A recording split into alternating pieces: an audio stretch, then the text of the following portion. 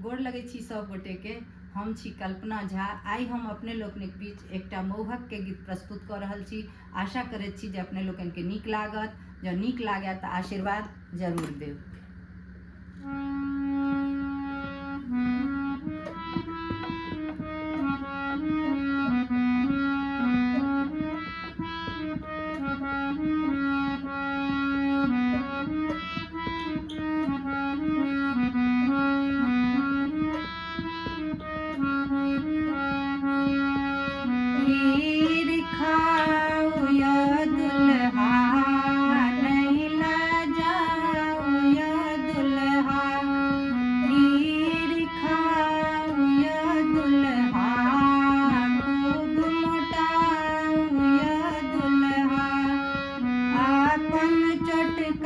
चोटकल गाल के फुलाऊं दुल्हा, अपन चोटकल गाल के फुलाऊं दुल्हा।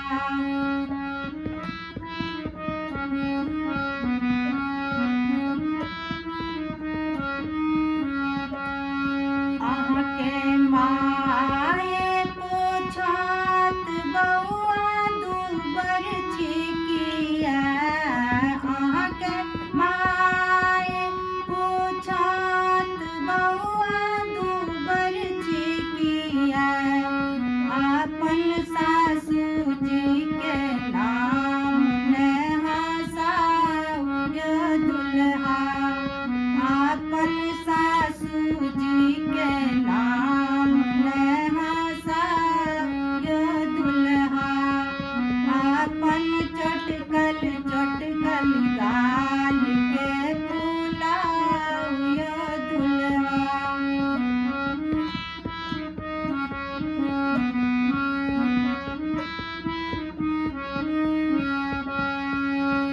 के बहिनी पूछत भैया दूबर छिकिया, के बहिनी पूछत भैया दूबर छिकिया।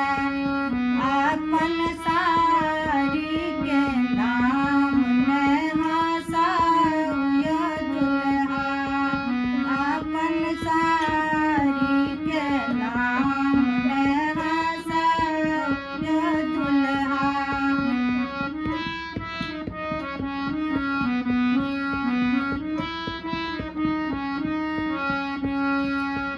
के भौजी पूछत बउआ दूबर छिकिया, के भौजी पूछत बउआ दूबर छिकिया।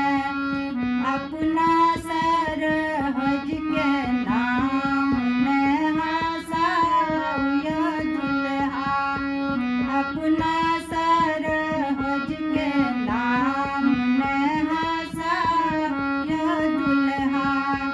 अपन चोटकल गाल के फुलाऊं दुल्हा।